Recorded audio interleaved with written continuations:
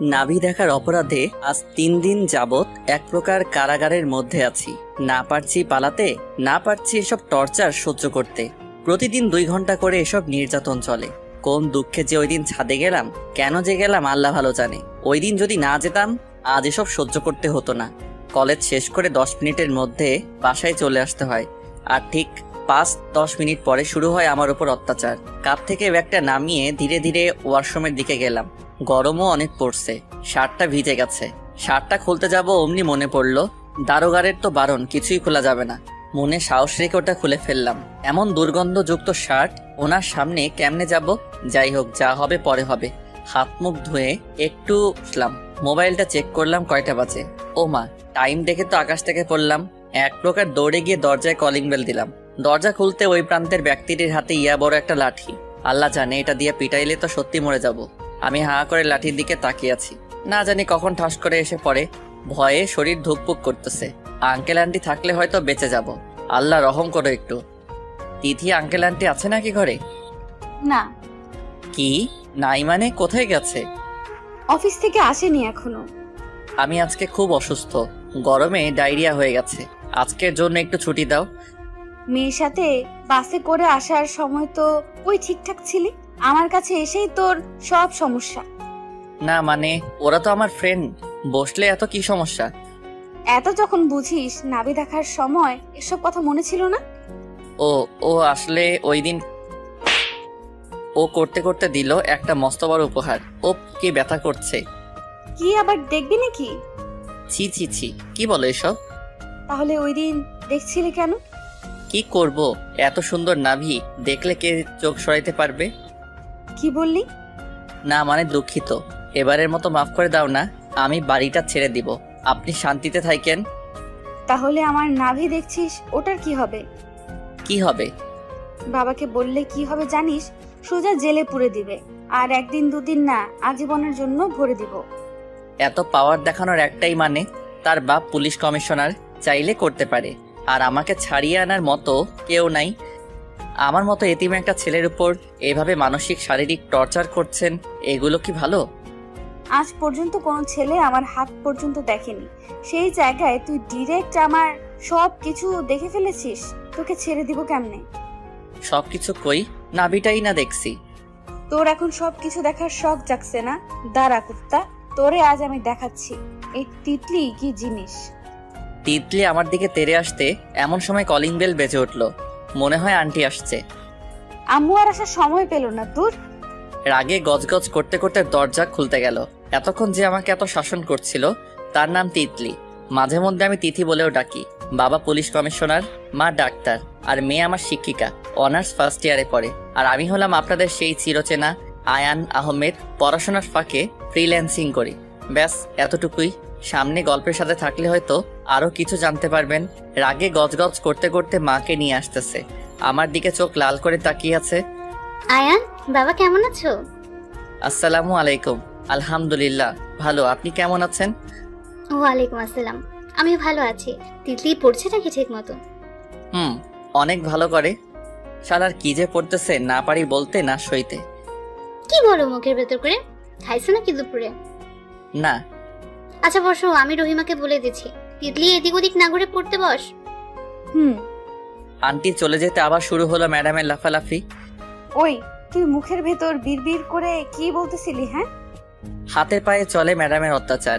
ওনার পা দুটো দিয়ে আমার পা চেপে ধরছে। ও ছাড়ো, ব্যথা পাচ্ছি তো। পাওয়ার জন্যই তো ধরছি। কি বলতেছিলি বল। আমি হাসবো না কাল থেকে এরকম করলে। কি বললি তুই? চেয়ার থেকে উঠে সোজা আমার কান দুটো টেনে ধরলো। এমন জোরে টানতেছে, না পারতে আহ বলে চিৎকার করে উঠতে হাত দিয়ে মুখ চেপে ধরলো। চুপ কুত্তা, তোকে আরেকবার আওয়াজ করলে কেটে টুকরো টুকরো করে কুত্তারে খাওয়াবো। রহিমা হাতে নাস্তার ট্রে নিয়ে এসে টেবিলে রাখলো। ও তেমন কোনো রিয়াক্ট করলো না, কারণ আজ 3 দিন ধরে দেখতেছে এসব। ও একটু দাঁড়াতেই ম্যাডাম গর্জে উঠলো, যা এখান থেকে কি দেখছিস? হ্যাঁ জি আপা। ওনাকে এরকম ভাবে তাড়িয়ে দিলে কেন? কি মনে করবে উনি? ও মা, দরদ হচ্ছে না ওনার উপর? ওই আন্টি আসতেছে। এটা বলতে তড়িঘড়ি করে কান ছেড়ে নিজের চেয়ারে গিয়ে বসলো। ওর এমন আচমকা ভয় পাওয়া দেখে আমি হাসি চলে আসলো।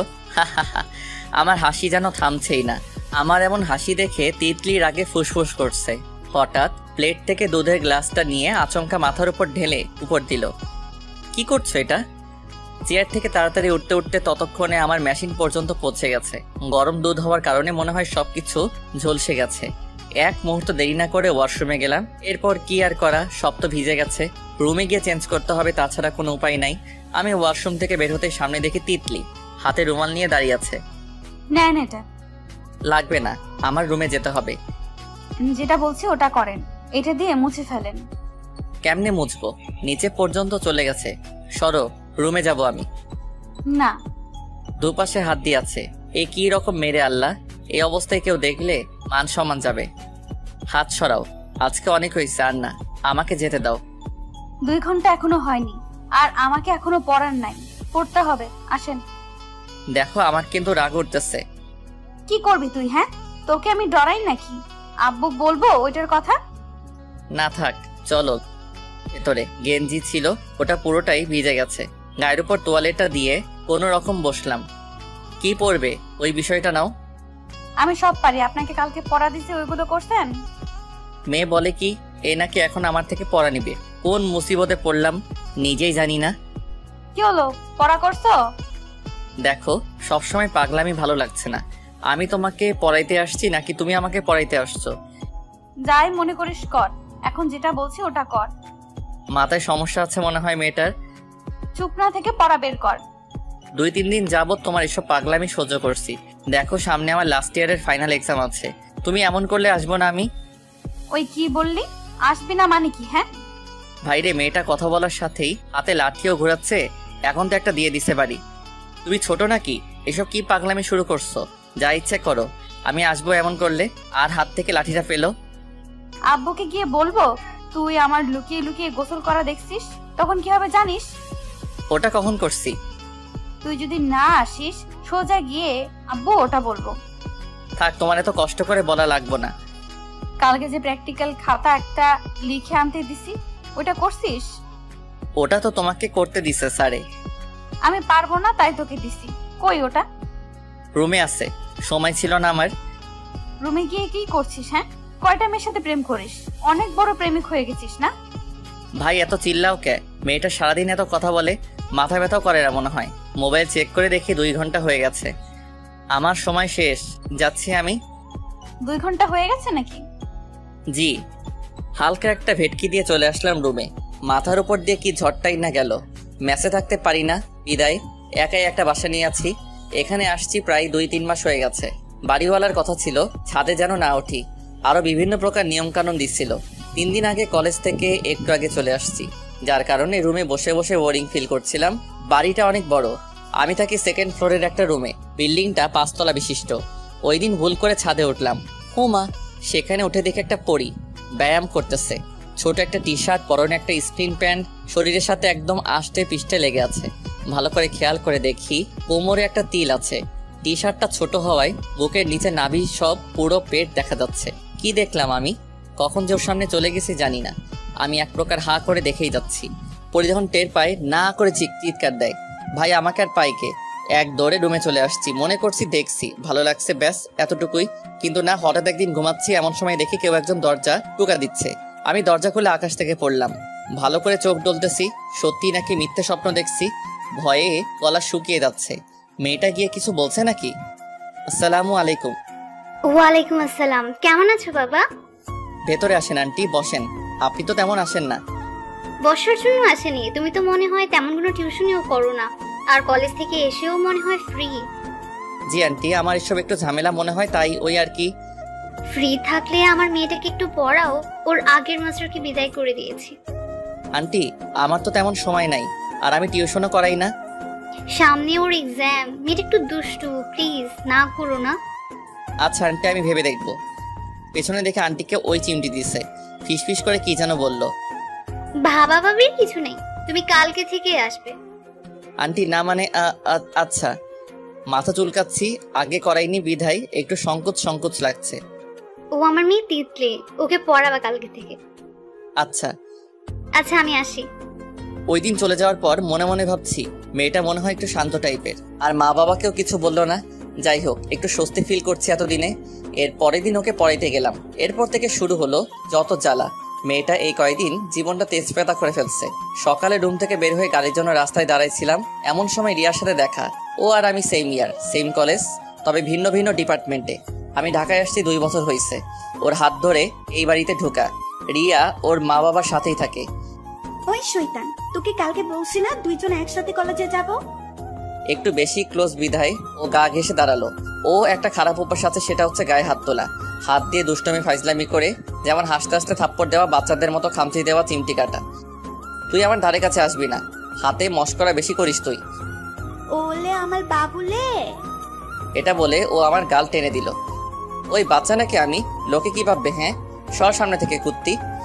দুজন দাঁড়িয়ে টুকটাক কথা বলছি আর ফাইজলামি করছি। এমন সময় আমার মোবাইলে একটা মেসেজ আসলো। ওটা দেখে নিমেষেই হুশ জ্ঞান উড়ে গেল। মেয়েদের সাথে এত ঢলাঢলি কিসের? ভালোই লাগে না এসব করতে? মোবাইলে এই মেসেজটা পড়ে এদিক ওদিক তাকাতে লাগলাম। যতদূর সম্ভব এটা তিতলি দিছে, কারণ ও ছাড়া কেউ তেমন তুই তোকারি করে না। রিয়া, বলছিলাম কি, এখানে না দাঁড়িয়ে চল হাঁটি। না, আমার হাঁটতে ভালো লাগে না, একটু দাঁড়া, গাড়ি চলে আসবে। আরে চল তো, সকাল সকাল হাঁটলে এক্সারসাইজ হবে। এক প্রকার জোর করে ওখানে না দাঁড়িয়ে যতদূর পারি কেটে পড়লাম। তবে একটু সামনে আসতে সিএনজি নিলাম একটা। ওটাতে করে দুজন উঠে কলেজ চলে আসলাম। কলেজে ঢুকতেই রিয়া বান্ধবীকে পেয়ে ওর কাছে চলে গেল। কাঁধে ব্যাগটা নিয়ে হলরুমের দিকে গেলাম। ওখানে গিয়ে দেখি সবাই মিলে মজা করছে। রিহান গিটার বাজিয়ে গান গাইতেছে, সাথে তাল লয় দিতেছে রায়হান আর রিফাত। তোর আসতে এত সময় লাগতেছে, ওই মুড কি করে? পেছন থেকে সিংহের মতো হামলে পড়লো রিয়া। ওই, তুই কাকে মুটকি বলিস? নিজেরে দেখছিস? সামনে ফুটবল বের হয়ে গেছে। ছেলের সুন্দর এই ভুড়িতে মুড কি? রিফাত কথা শুনেই সবাই হেসে দিল। তোদের এই অহেতুক কথায় রিহানের গান গাওয়া বন্ধ হয়ে গেল। যত সব আবালের দল। চল সবাই, স্যার আসবে মনে হয়। চল। আরে প্রতিদিন ক্লাস করবো নাকি? চল কোথাও ঘুরতে যাই।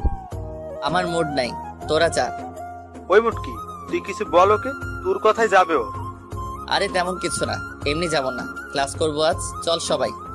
আরে আয়ান, চল তো, আমার একটা মেয়েকে ভালো লাগছে রে। হোয়াট? কি বলিস কাকে? নাম কি? চুপ কর মুটকি, এত প্রশ্ন করে কেউ? সত্যি নাকি বন্ধু? হুম। তাইলে আগে রেস্টুরেন্টে চল, পরে শুনবো।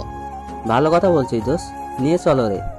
ফকিরের দল, এই জন্য কিছু বলতে চাই না।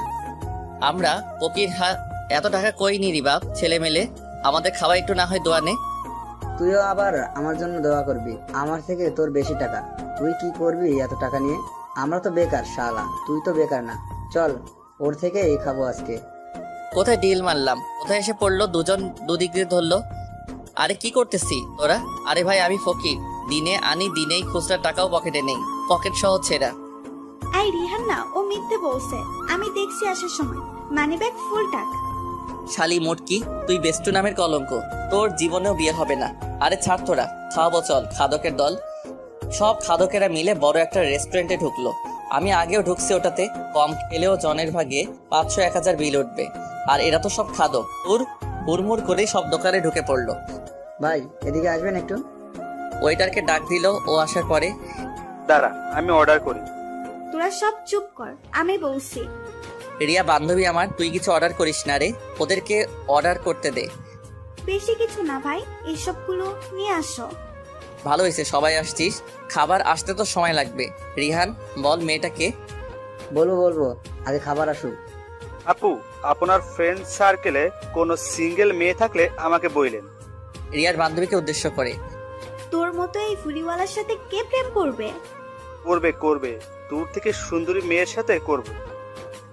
দেখবো। এই ফুলিটা কমা আগে, না হলে পরে পস্তাতে হবে। পস্তাবো কিসের জন্য? আচ্ছা আছে, কুত্তা যখন সমস্যা হবে বুঝবি। ভাবি তখন লাথি মেরে খাট থেকে ফেলে দিবে। রিয়া, তুই একটু বেশি দুষ্ট হয়ে গেছিস। তুই কোন দিকে? আমি তোদের থেকে ভালো। আমি কিছু বলবো নাকি? সবাই বলছে, আপনি কেন চুপ মেরে থাকবেন? ওরা তো জন্মের পর মুরগির পুটকি খাইছে, এই জন্য বেশি বলে। সবার আড্ডার মধ্যে খাবার এসে গেছে। এরপর কথাবার্তা বাদ দিয়ে খাওয়ায় মনোযোগ দিল। একটা জিনিস লক্ষ্য করতেছি, রিয়ার বান্ধবী দেখে একটু পরপর রায়হানের দিকে তাকাচ্ছে। ব্যাপার কি? এই শয়তান দুটো আমাদের থেকে লুকিয়ে লুকিয়ে প্রেম করছে না তো? সবার খাওয়া শেষ করে রিহান, রায়হান, রিফা তোরা তিনজন আগেই বের হয়ে গেছে। পেছনে রিয়া আর রুহি। আমি বিল দিতেছি। আমার বিল দেওয়া শেষ হলে বের হবো এমন সময় দেখি কিছু ছেলে একসাথে ঢুকতেছে। ছেলেগুলো চেনা পরিচিত, কয়েকটা জুনিয়র, একটা মনে হয় এমপির ছেলে। আমি বিল দিয়ে বন্ধুদের কাছে চলে গেলাম। কিছু সময় পর রিয়া আর রুহিও চলে আসলো। এতক্ষণ লাগে নাকি আসতে? লাগে আমার, তোর কি? কিছু না মা, চলো এখন ক্লাসে। না, ক্লাস করব না, আজ চল পুকুর পাড়ে। তোরা যা, আমার কাজ আছে। কি কাজ? আমি যাব তোর সাথে। না, আমি একলা যাব। ডেটিং করবি নাকি গার্লফ্রেন্ডের সাথে? ছি, আমি তোর মতো নাকি? আমার এসব নাই, আমি এসব পছন্দ করি না, তুই জানোস না? আচ্ছা যা, পরে দেখা হবে তাহলে। যাই রে বন্ধু, কাল দেখা হবে। আমি ওদের থেকে ছাড়া পেয়ে ব্যাংকে গেলাম, কিছু টাকা তুললাম। অ্যামাউন্ট চেক করে দেখি আরো অনেক আছে। টাকাগুলো তুলে রুমে চলে গেলাম। ফ্রেশ হয়ে এসে হালকা কিছু খেয়ে ল্যাপটপটা নিয়ে কিছুক্ষণ কাজ করে ঘুম দিলাম। দরজা ধাক্কার আওয়াজে তড়িঘড়ি করে উঠলাম। দরজা খুলে চোখ কসলাতে কসলাতে দেখি সামনে জম, না মানে তিতলি। তুমি এত রাতে এখানে কি করছো? এখন রাত নাকি? তা নয় তো কি। পরে দেখেন কয়টা বাজে। আরে যাও তো, ডিস্টার্ব করো না, ঘুম পাচ্ছে খুব। কি, তোর ঘুম পাচ্ছে? তারা তোর ঘুম আমি বের করছি। আমাকে ধাক্কা দিয়ে রুমে ঢুকে ওয়াশরুমে গিয়ে মগ ভরে পানি এনে আমার মুখে ছিটকে মারলো। এবার ঘুমের 12টা বেজে 13টা হয়ে গেল। রুমাল দিয়ে মুখ পরিষ্কার করে নিলাম। ঘুম শেষ হয়েছে নাকি এবার নাকি আছে আরো? তুমি যাও, আমি আসছি। 2 মিনিটের মধ্যে আসবি। কি এক মহাবিপদে পড়লাম। এই মেয়ে তো তেরা কেন? সবসময় আমার সাথে গজগজ করে কথা বলে। এর একটা টাইট শিক্ষা দেওয়া উচিত মনে হয়, না হলে মাথায় উঠে যাবে। কাপড় চোপড় ঠিক করে তিতলিদের বাসায় যাব, এমন সময় মাঝপথে আরেক বিপদ। তুই আমাকে রেখে চলে আসলি কেন? ভুলে গেছি রে। কুত্তা, তুই সবসময় এরকম করিস। তুই জানিস না আমার একা আসতে ভালো লাগে না? সরি রে। যা তো, লাগবে না কাউকে। সরি তো জানু, এই দেখ কান ধরছি। কয়বার উঠবস করতে হবে বল? করতেছি। দ্বিতীয়বার আর ভুল হবে না। উঠ বস কর, না হলে হবে না। কয়বার? আপাতত 5টা দে। গুণ তুই। 1 2 3 4। ওপরে খেয়াল করে দেখি তিতলি এসব দেখতেছে আর আগে ফুসতেছে। না জানি আজকে গেলে কি হয়, আমার তো 14টা বাজিয়ে দিবে। আচ্ছা দোস্ত, তুই থাক, গেলাম আমি। কই যাচ্ছিস? পরে বলবো। টেবিলে দেখি ইয়া বড় লম্বা বেত নিয়ে বসে আছে। আমি রুমে ঢুকতেও দরজা লক করে দিল। ওই দরজা আটকেছো কেন? ওই মেয়ে কি হয় তোর? তুই ওর সামনে এত ঢং করছিস কেন? ও আমার বন্ধু হয়, আর ও একটু রাগ করছিল তাই ওসব করা।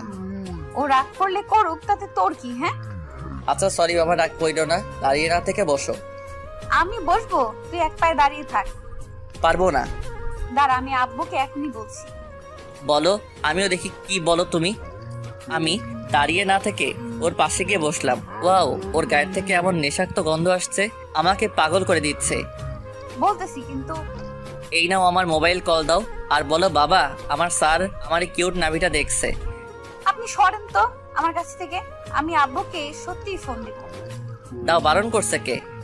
তিতলি আমার এমন সাহস দেখেও বোকা বনে গেল। ও আস্তে আস্তে পেছাতে লাগলো। আপনি আমার কাছে আসছেন কেন? তুই পেছনে যাচ্ছ কি জন্য? তিতলি আমার শয়তানি টের পেয়ে দৌড়ে গিয়ে দরজা খুলে দিল। ও নিজে এসে এবার পরের টেবিলে বসলো। তুই আমার ভয় দেখাও? আমি কে চেনো? তুই একটা ঘোড়ার ডিম। তুই দোকানি বন্ধ করো, না হলে বিপদ আছে। কি বিপদ? আব্বু আসলে সব বলবো আজকে। ওকে, আজকে আর কোনো প্রকার ফাইজলামো করতে দিলাম না। পড়া শেষ করে রুমে আসলাম। রাতে গেট দিয়ে বাসায় ঢুকবো এমন সময় হঠাৎ ওপর থেকে ময়লা পানি এসে গায়ে পড়লো। একটু পর গন্ধ শুকতেই বমি আসতে লাগলো। ওপর থেকে পেতনিদের হাসির আওয়াজ পেলাম। বাইরে বাথরুম আছে। তাড়াতাড়ি ওটাতে ঢুকে শাওয়ার ছেড়ে নিচে দাঁড়িয়ে রইলাম। কি বিষাক্ত গন্ধ রে বাবা। ওয়াশরুম থেকে বের হয়ে রুমে ঢুকবো, সামনে পড়লো রিয়া। ও আমার এই অবস্থা দেখে হাসতে লাগলো। অন্ধকারে ড্রেনে পড়ে গেছিস নাকি দোস্ত? না। সত্যি বল, কি হয়েছে? ওই হাসিস না বাল, উপর থেকে কে জানি ময়লা পানি ফেলছে। যাই হোক, তোরে কিন্তু হেভি হট লাগছে। তাহলে আই একটু জড়াই ধরি। দূর হ কুত্তা, তাড়াতাড়ি রুমে যা, ঠান্ডা লেগে যাবে। ওই, তোরে আম্মু রাতে আসতে বলেছে। আচ্ছা আসবো। আমি রুমে গিয়ে তাড়াতাড়ি কাপড় পাল্টালাম। আমি জানি এটা তিতলির ছাড়া আর কেউ করবে না। আজকে কিছু করতে না পারার কারণে এটা করলো। রিয়াদের ফ্ল্যাটে গিয়ে দেখি অনেক মেহমান। ঢুকবো নাকি ঢুকবো না, দরজা থেকে ফিরে চলে আসলাম। রুমে তেমন কোনো খাবার ছিল না, তাই না খেয়ে শুয়ে পড়লাম। রাত 12টার সময় কে যেন এসে দরজা ধাক্কা দিল। ঘুম ঘুম চোখে দরজা খুলে দেখি কেউ নেই। এদিক ওদিক দেখলাম, কাউকে পেলাম না। আজব তো, এমন ফাইজলামি করে কেউ? শেষমেশ এত কিছু না ভেবে আবার বিছানায় কাত হয়ে পড়লাম। একটু ঘুম আসতে না আসতে আবার এসে দরজা টোকা দিল। আবার উঠে দরজা খুলে দেখি আশেপাশে কেউ নাই। এবার সন্দেহ হলো কে করতেছে। এসব দেখতেই হবে। দরজা কোনো রকমে লাগিয়ে দরজার ওপাশে দাঁড়িয়ে আছি। ওপাশের ব্যক্তিটি আসার পর প্রথমে একবার দরজায় টোকা দিল। আমি শুনেও না শোনার ভান করে আছি। এবার যখন জোরে ধাক্কা দিবে অমনি দরজা খুলতে আমি সহ নিচে পড়ে গেলাম। অন্ধকারে মনে হচ্ছে বুকের উপর কেউ শুয়ে আছে। আকার আকৃতি অনুভব করে বলছিলাম ওটা মেয়ে। আর চুপ থাকতে না পেরে এবার আমি বলে উঠলাম, এত রাতে এমন মজা করার কোনো মানে হয়? কে আপনি? তোর জম। তিতলি, তুমি এত রাতে এখানে কি করছো? এটা আমার বাড়ি, যেখানে ইচ্ছে সেখানে যাব, তোর কি? তা তো যেতেই পারো, তাই বলে আরেকজনের ঘুম নষ্ট করবে? আমার যদি ইচ্ছে হয় ওটাও করব। এখন যেখানে শুয়ে আছো ওটাও তোমার জায়গা নাকি? না, তবে রেজিস্ট্রি করে নেব। ওঠো, আমি কিছু বিক্রি করব না, তুমি যাও। আমার পছন্দ হলে জোর করে নিয়ে নেব, কাউকে বলতে হবে নাকি? আচ্ছা ওঠো, কেউ দেখলে কেলেঙ্কারি হয়ে যাবে পরে। মেয়েটা আমাকে উঠতেই দিচ্ছে না, শক্ত করে জড়িয়ে ধরে শুয়ে আছে, মনে হয় যেন প্রেমিক প্রেমিকা। বলে হোক, আমার কি? তোমার কি মানে? তোমার বাবা মায়ের সম্মানহানি হবে, সেটা কি বুঝতেছো না? আরে চুপ করো, অন্ধকারে কেউ আসবে না। তোমার ইচ্ছে তুমি থাকো, আমাকে ছাড়ো। এত ওজন নিতে পারছি না, দম বন্ধ হয়ে আসছে।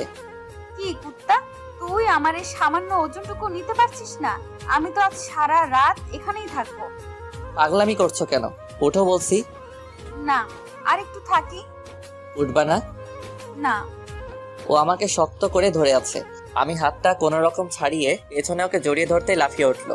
আমার থেকে নিজেকে ছুটিয়ে কুত্তা, শয়তান, লুচ্চা এসব সম্বোধন করতে লাগলো। আমিও কোনো প্রকার উঠে দাঁড়ালাম। কোনো রকমে হাত দুটো ধরে ওকে রুম থেকে বের করে ভেতর থেকে দরজা লক করে দিলাম।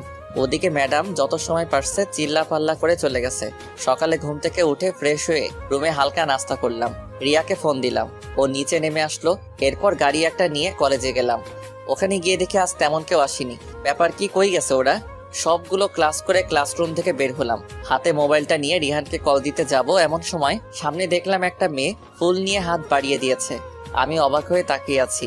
নিব কি নিব না, না নিলে হয়তো মেয়েটা কষ্ট পাবে। তবে চিন্তা, মেয়েটাকে কষ্ট না দিয়ে অন্য কিছু করতে হবে। কোথা থেকে রিয়া এসে মেয়েটার গালে কষে থাপ্পড় লাগাই দিছে। হাত থেকে ফুলটা নিয়ে ছুঁড়ে মারলো দূরে। তোর কত বড় সাহস, তুই ওকে প্রপোজ করিস? একটুখানি মেয়ে, নাক টিপলে এখনো দুধ পড়বে, তুই আসছিস ওকে প্রপোজ করতে? আরে রিয়া চুপ কর তো, মেয়েটাকে এভাবে না বললে পারতি। কুত্তা, তোর অনেক দরদ হচ্ছে না? ওর হাত চলে বেশি, ওটা আপনাদের আগেও বলছি। আমাকে মেরে কি হবে? আমি কি করছি? শোন, আমার নাম মায়া, তুই আমাকে মেরে ঠিক করিসনি, তোকে আমি পরে দেখে নেব। মায়া ও হয়ে আমি আপনার কাছে ক্ষমা চাইছি। ও অনেক বড় ভুল করছে, সরি। আর শুনো, কথাটা বলতে চাইছি সুন্দর করে, কিন্তু তোমার এই বান্ধবী বলতে দেয়নি। আমি তোমাকে ভালোবাসি, এটাই বলতে এসেছিলাম। আমাকে আর কিছু বলতে না নিয়ে মেয়েটা দ্রুত পায়ে ওখান থেকে চলে গেল। আহারে, কি দরদ হচ্ছে না মেয়েটার উপর। তুই এমন মেয়েটাকে শুধু শুধু মারলি? কি, আমি ওকে শুধু শুধু মারছি? দাঁড়া কুত্তা, তোকে আমি আজ মেরে তক্তা বানাবো। শক্তপোক্ত হয়ে আমার গায়ে হাত তুলবে এমন সময় ওর হাত ধরে ফেললাম। তোর সব সময় আমার সাথে ধস্তা ধস্তি এসব কি? হ্যাঁ, পিচ্ছি নাকি তুই? আমার যা ইচ্ছে করবো তাতে তোর কি? আমি দেখছি তোকে বিয়ে দিতে হবে। আন্টিকে গিয়ে আজই বলবো। আমি বিয়ে করব না। তাহলে সারা জীবন চিরকুমারী থাকবি নাকি? আর তোকেও চিরকুমার বানিয়ে রাখবো। না, আমার এত শখ নাই। আমি বিয়ে করব, এক হালি বাচ্চা পয়দা করব, বউয়ের লগে ইয়ে করব, অনেক স্বপ্ন। ইয়ে মানে কি কুত্তা? ও আমার কথা শুনে হাসতেছে। ইয়ে মানে ইয়ে, তুই জেনে কি করবি? বল ইয়ে মানে কি? আমার দেরি হয়ে যাচ্ছে, আমার রুমে যেতে হবে। আমিও যাব। চল তাহলে। আমি পেছন থেকে সামনে ঘুরতেই রিয়া একটা ছেলের সাথে ধাক্কা খেয়ে নিচে পড়ে গেল। সাথে সাথে, এই চোখে দেখোস না? চোখ কপালে নিয়ে হাঁটোস নাকি? আপনি ধাক্কা দিয়েছেন আমাদের। দোস্ত দেখ, ওনার মতো মেয়েকেও নাকি আমরা ধাক্কা দিব। রিয়াকে নিয়ে মজা করতেই আমি চুপ থাকতে পারলাম না। ভাই, আপনারা ধাক্কা না দিলে ও জুনিয়র, যেহেতু সিনিয়রের কাছে মাপ চাওয়া যায়। এখন ভালো ছেলের মতো মাপ চাও সবাই। কে জুনিয়র কে সিনিয়র এত দেখার সময় নাই, আমাদের তারা আছে, যাচ্ছি আমরা। আর আমাদের রুচি এতটাও খারাপ হয়নি আপনাকে ধাক্কা দিব। ছেলেটার মুখে এটা শোনা মাত্র গিয়ে ওর কলার ধরলাম। কি বললি তুই? আরেকবার বল। বললে কি করবি তুই? এও মনে হয় আমাকে চিনে না। তুই আমাকে চিনিস? তুই কার ছেলে কার ভাই কি করিস আমার জানা দরকার নাই। ওকে সরি বল। বলবো না। কুত্তার বাচ্চা সরি বল। লাথি মেরে হাঁটু গেড়ে বসালাম। ছেড়ে দে আয়ানকে, বাড়ি যাবো চল। এই তোরা দেখছিস কি? ওর ছেলে পেলে যা ছিল সবাই আমাকে ধরে ফেললো। ছেলেটার নিচ থেকে উঠে, শুন, আমার নাম নীরব, আর আমার ভাই জানিস কে? না থাক, তোর মতো এত ছোট লোক ভাইয়ের নাম শুনে প্যান্ট ভিজিয়ে ফেলবি। এই ছেড়ে ওরে চল ভাই। এ বলছে কলেজে কোনো রকম ঝগড়া না করতে। উম্মা বেবি, তোমাকে আমার পছন্দ হয়েছে। শেষের কথাটা রিয়াকে বলে চলে গেল। ওর এসব কথা শুনে আমার শরীর রাগে থরথর করে কাঁপছে। কিছু একটা করতে হবে। রাগ কন্ট্রোল করতে না পেরে দেওয়ালে ঘুষি মারলাম। মাথায় এমন রক্ত উঠে গেছে, কলেজের বাইরে হলে শালারে ওখানেই পুঁতে ফেলতাম। আশেপাশে দেখি সবাই হা করে তামাশা দেখছে, আর এক মুহূর্ত না দাঁড়িয়ে চলে আসলাম ওখান থেকে। বাইরে এসে ক্যান্টিনের সামনে বসছি। মাথা কোনোভাবেই ঠান্ডা হচ্ছে না। কেউ আমাকে কিছু বললে যতটা না রাগ হয়, রিয়াকে কিছু বললে তার দ্বিগুণ হয়। কেন যে ওকে এত আপন মনে হয় নিজেও জানি না। হঠাৎ হাত একটু জ্বলে উঠলো। তাকিয়ে দেখে হাতের উপরের অংশ কিছুটা থেতলে গেছে, জ্বলছে খুব। হাত দিয়ে রক্ত বের হচ্ছে অল্প অল্প। ওখানে গেড়ে বসে রইলাম। জ্বলছে জ্বলুক, এমনিতে মাথাটা গরম হয়ে আছে। ওটার দিক থেকে এই জ্বলা কিছু না।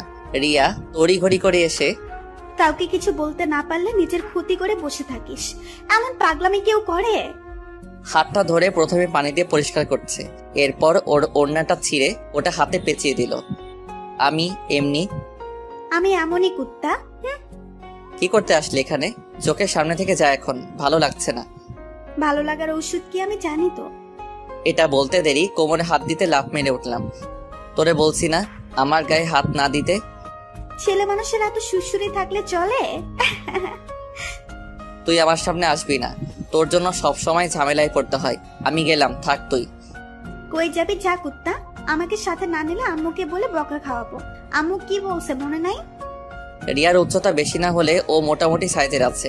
দেখতে ধবধবে ফর্সা, চোখগুলো একটু ঘোলাটে, দেখতে একটু গুলুমুলু টাইপের। সব মিলিয়ে ও দেখতে খারাপ না। ওকে দেখলে যে কেউ ওর প্রতি কিছুটা দুর্বল হয়ে পড়বে। কলেজ একটু দূরে হওয়ায় আসতে যেতে নানা সমস্যার সম্মুখীন হতে হয় ওকে। আজকাল সময় পাল্টে গেছে, না আছে আইন, না আছে কানুন। কজন বা এসব মানে? আমাদের দেশের আইন শুধু গরিব লোকদের জন্য। তবে রিয়ার বাবাও কোনো অংশে কম নয়। প্রায় সময় ওনাকে দেশের বাইরে থাকতে হয়। উনি থাকলে মেয়েকে উনি গিয়ে নিয়ে আসেন, আর না থাকলে ও রুহির সাথে আসে। এমনই একদিন আমি কলেজ থেকে ওর আগে চলে আসছি। এসে গোসল দিয়ে হালকা নাস্তা করে কিছু কাজ পড়েছিল, ওগুলো করতেছিলাম। এমন সময় আন্টি এসে দরজা কড়া নাড়ায়। আয়ান বাবা, কই তুমি? আসছি আন্টি। তাড়াতাড়ি ল্যাপটপটা ফেলে দৌড়ে গিয়ে দরজা খুলে দিলাম। আন্টি দেখি কাদো কাদো অবস্থায় আছে। বাবা, আমার মেয়েটা ঘরে আসেনি, তুমিও তো চলে আসছো। ও কোথায়? ও কোথায় মানে? ফ্রেন্ডের সাথে আসবে হয়তো, আপনি টেনশন করেন না। না, ওর বান্ধবী রুহিও যায়নি আজ। প্লিজ একটু দেখো না, তোমার আঙ্কেলও নাই। আরে আন্টি কি করছেন? ও কিছু হবে না আমি থাকতে। আর আপনি রুমে যান, আজকে বিরিয়ানি খাবো, রান্না করেন দ্রুত। আমি এখনই আনতেছি ওকে। তাই যেন হয়। আমি আর কথা না বাড়িয়ে দ্রুত রুম থেকে বের হয়ে গেলাম। বের হতে দেখি সামনে গাড়ি, ওটা নিয়ে দ্রুত কলেজে গেলাম। কলেজে তেমন কেউ নাই, একটু একটু সন্ধ্যা নেমে আসছে। মনে মনে কিছুটা ভয় হতে লাগলো। কিছু হয়নি তোর? কলেজের আশেপাশে সব জায়গায় ঘুরে দেখছি, কোথাও নাই। শুনশান পরিবেশ। পকেট থেকে মোবাইল বের করে ওকে ফোন দিচ্ছি বারবার, কল যাচ্ছে, রিসিভ করছে না। সন্ধ্যা নেমে আসছে, রুমের ভেতর ঘুটঘুটে অন্ধকার। ও কিছু হয়ে যায়নি তো? ভাবতে ভাবতে চোখে পানি চলে আসলো। আমি এখানে আসা থেকে ও আমার সবচেয়ে আপন ছিল। ওর কিছু হলে আমি বেঁচে থেকেও মরে যাব। বুকটা ভয়ে ধুকপুক করছে। সেকেন্ড ফ্লোরে গিয়ে আবার চিৎকার দিলাম, ওর কোনো সারা শব্দ নেই। তৃতীয় তলায় গিয়ে ডাক দিলাম, ওখানে কোনো আওয়াজ পানি ওর। ওখান থেকে নিচে নেমে লাইব্রেরিতে দৌড় দিলাম। এদিক ওদিক খুঁজতে খুঁজতে বের হয়ে যেন এমন সময় মনে হলো দরজার আড়ালে কেউ আছে। আস্তে আস্তে সামনের দিকে এগোতে লাগলাম। মোবাইলে লাইটটা ওদিকে ধরে যখনই দরজা খুললাম, ও না বলে চিৎকার করে উঠলো। ও চোখ বন্ধ করে আমাকে ছেড়ে দেন এটা বলছে আর কান্না করছে। রিয়া, আয়ান, আমি দেখ, আমি এসে গেছি, থাক, তাকা আমার দিকে। ও আমার আওয়াজ শুনতে পেয়ে বুকে জাপটে ধরলো। এমন ভাবে জড়িয়ে ধরছে মনে হয় ও অনেক ভয় পেয়ে আছে। আমি কথা বাড়ালাম না, হয়তো এসব ভেবে আবার কান্না বাড়িয়ে দিবে। ও ফুপিয়ে ফুপিয়ে কান্না করছে। আমি আর দেরি না করে ওকে কোলে তুলে নিলাম। মেয়েটা কান্না করতে করতে বুক ভাসিয়ে দিচ্ছে। ওখানে না থেকে কলেজ থেকে বের হলাম। বের হয়ে গাড়ি নিয়ে বাড়িতে চলে গেলাম। ওদের রুমের সামনে গিয়ে, রিয়া তোর বাড়ির সামনে চলে আসছি, এবার চোখ খোল। না। আরো জোরে কান্না শুরু করে দিল। আন্টি এভাবে দেখলে কিছু মনে করবে, ছাড় এবার। বললাম তো ছাড়বো না। ও চিৎকার করে উঠতেই চুপ মেনে গেলাম। এর মধ্যে দেখে আন্টি দরজা খুলছে। আমার মেয়ের কি হয়েছে বাবা? ও ঠিক আছে তো? কিছু হয়নি, ও এমনি ঘাবড়ে গেছে, ওকে রুমে নিয়ে যান। আয় মা, রুমে আয়। আন্টি ছাড়াতে চাইলেও পারে নাই। মেয়েটা এমন ভাবে ধরছে আমার নিঃশ্বাস বন্ধ হওয়ার উপক্রম হয়ে গেছে। বাদ দেন, আমি রুমে নিয়ে যাচ্ছি। আন্টি আপনাকে যেটা বলছি করছে ওটা? না। সমস্যা নাই, এখন অনেক সময় পড়ে আছে। এখন তো আপনার কলিজা আপনার কাছে আছে, এবার তো পারবেন নাকি? পাগল ছেলে, দেখবো আজ কত খেতে পারো। আন্টি মেয়ে সহি সালামত পেয়ে ওনার খুশি যেন থামছেই না। উনি তাড়াহুড়ো করে গেলেন রান্না করতে। ওই বেড়ি, এত নাকামো করিস কেন? এত কান্না করতে হয়? বাপরে, শরীরের সমস্ত শক্তি যেন আমার উপর প্রয়োগ করছে। আচ্ছা সরি। ওকে আবার খুলে তুলে নিলাম। ও রুমে গিয়ে ওকে নিচে রাখতে যাব, অমনি আমি সহ পড়ে গেলাম। ছাড়ার কোনো নামগন্ধ নাই, আঠার মতো লেগে আছে, কোনোভাবেই যেন ছুটছে না। আমি জোর করে ছাড়িয়ে নিতেই অন্যদিকে মুভ করে নিল, মনে হয় কষ্ট পেয়েছে। আমি শোয়া থেকে উঠে ওর পাশে বসলাম। এরপর অনেক কষ্টে মাথাটা খুলে নিলাম। রাগ করে আছিস নাকি আমার উপর? রিয়া চুপচাপ কান্না করে যাচ্ছে। তুই জানিস না তোর কান্না আমার সহ্য হয় না? জেনে শুনে আমাকে কষ্ট দিতে চাস নাকি? রিয়া এখনো চুপ। তোর কান্না দেখলে আমি ঠিক থাকতে পারি না। আমি কান্না শুরু করলে তুই কিন্তু থামাতে পারবি না। এবার অন্য পন্থায় চেষ্টা করলাম, ওর কোমরে হাত দিয়ে সুরসুরি দিলাম। নিস্তেজ হয়ে এখনো কান্না করছে। আমি মুখটা নিচু করে ওর কপালে ঠোঁটটা ছেয়ে দিলাম। আমি এখানে আসার পর থেকে তুই আমাকে সাহস জুগিয়েছিস, এখন নিজে ভীতু হয়ে গেছিস। আমার বেষ্টু তো ভীতু না, তুই আমার বেষ্টু না মনে হয়? ভূতে টুতে নিয়ে গেছে নাকি? ও ভালো কথা মনে পড়ছে, মুখটা দেখি তো একটু। অমনি ম্যাডাম উঠে ওড়াধরা মারতে শুরু করলো। আমার উপর বসে এবার বলতে শুরু করলো, তুই জানিস আমার সাথে কি হতে চাচ্ছিল? কি হবে? হ্যাঁ, কারো সাহস আছে নাকি আমার জানের গায়ে হাত দিবে? এতক্ষণ হয়তো পৃথিবীতেই থাকতাম না। পচা কথা বলস কেন? তুই না থাকলে আমিও মরে যাব। কি হয়েছে বল? আমি আর ভাবতে পারছি না এগুলো, ভেবে ভয় লাগছে। আমি থাকতে কিসের ভয়? সর, আমি চলে যাব। তুই একা একা বসে বসে ভাব। কুত্তা, তুই না গেলে আমি হয়তো এতক্ষণ মরেই যেতাম। কি হয়েছে ওটা না বলবি? হাত সরা সামনে থেকে। আমি আজ সারা রাত তোর বুকেই ঘুমাবো, ভয় করছে অনেক। নিজে থেকে জোর করে হাত ছড়িয়ে অমনি আবার শক্ত করে জড়িয়ে ধরলো। আন্টি কি ভাববে বলতো? আমরা স্বামী স্ত্রী হলে কোনো সমস্যা ছিল না। চুপ কুত্তা, যে যা ইচ্ছে ভাবুক, আমার কিচ্ছু যায় আসে না। আমার যায় আসে। আমি রুমে যাব। না প্লিজ যেতে দে না, আন্টি মাইন্ড করবে। উনি আমাকে নিজের ছেলের মতো ভাবে। চুপ কুত্তা, আমি তোর বোন না, হলে বউ হব যে। ওই দিক থেকে ছেলে বলছে হয়তো। তোর প্রতি আমার ওরকম ফিলিংস নাই, সর কুত্তি। আমি কিন্তু আজ আতঙ্কে আছি, কোন সময় কোনো জায়গায় অ্যাটাক করি জানি না, আগে ভাগে বলেই দিচ্ছি। সরি। ও আমাকে শক্ত করে জড়িয়ে ধরলো। কি হয়েছে ওর সাথে? ওটা আর বলেনি। আমি আর জিজ্ঞেস করি নাই। আন্টি এসে দেখলো ওনার মেয়ে এখন আমাকে জড়িয়ে ধরে আছে। আমি অপরাধীর চোখে থাকলে উনি মুচকি হাসি দিয়ে চলে গেলেন। ওই রাতে রিয়া ঘুমালে আমি আমার রুমে চলে আসি। এরপর 2-3 দিন আর কলেজ যাইনি ও। 4 দিনের মাথায় ও কলেজ যাওয়ার আগে আন্টি আমাকে ডাকলো। কিছু বলেন নাকি আন্টি? বাবা, আমার একটা মাত্র মেয়ে রিয়া। আমি একটু অসুস্থ ছিলাম বিধায় রিয়ার পরে আমরা আর কোনো বাচ্চা নিতে পারিনি। একটা ছেলে দত্তক নিতে বললেও তোমার আঙ্কেল নিতে দেয়নি। ও আমাদের একটা মাত্র মেয়ে, কতটা আদরের তুমি তো জানো। ওর কিছু হলে আমরা বাঁচবো না। তুমি ওকে একটু দেখে রাখো বাবা।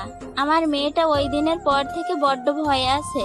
তুমি আমার একমাত্র ভরসা, ওকে একটু দেখে রাখো বাবা। কাঁদো কাঁদো গলায় উনি এসব বলছিল, আর ওদিকে পেতনি দাঁড়িয়ে দাঁড়িয়ে ভেঙচি কাটছে। হাসবো না কাঁদবো বুঝতেছি না। আপনার কোনো চিন্তা করতে হবে না, আমি যতদিন আছি ওর দিকে চোখ তুলেও কেউ তাকাতে দিব না। ওই দিনের পর থেকে ব্যাস ম্যাডামের বডিগার্ড হয়ে গেলাম। ম্যাডাম আমার এত সময়ের ভাবনাতে ইতি টানলো, তাও আবার কান টেনে। কুত্তা, এত সময় ধরে ডাকছি, কানে তুলো দিয়ে আছিস নাকি? তাই বলে এত জোরে কেউ কান টানে? টানবো। চল কুত্তা, রিক্সায় ওঠ। না, আমার সমস্যা হয় রিক্সায় বসতে। তাহলে খুলে এসে বস। ছি কুত্তি, লজ্জা শরম তোর না থাকলে আমার আছে। সাইডে যা। আর শোন, কাল থেকে তোর বাবাকে বলবি তোর জন্য বডিগার্ড ঠিক করতে।